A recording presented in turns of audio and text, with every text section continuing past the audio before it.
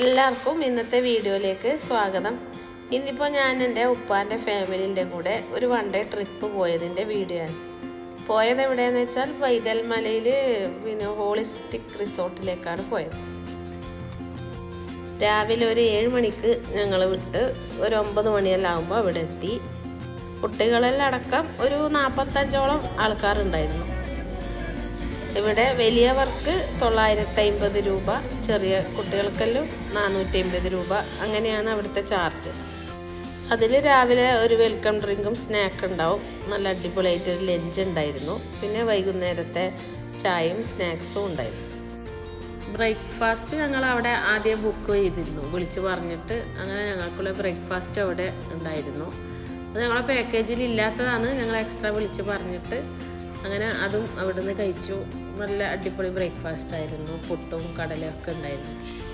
ഒരു one day trip പോകാനൊക്കെ പറ്റിയ ഒരു അടിപൊളി സ്ഥലം തന്നെയാണത്. കുട്ടികളും വലിയവരെല്ലാവരും നല്ലോണം എൻജോയ് ചെയ്തു.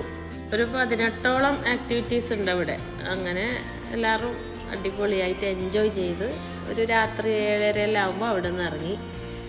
അപ്പോൾ വീഡിയോ കണ്ടു നോക്കുക. ഇഷ്ടപ്പെട്ടില്ലെങ്കിൽ ലൈക്ക് ചെയ്യാൻ മറക്കരുത്.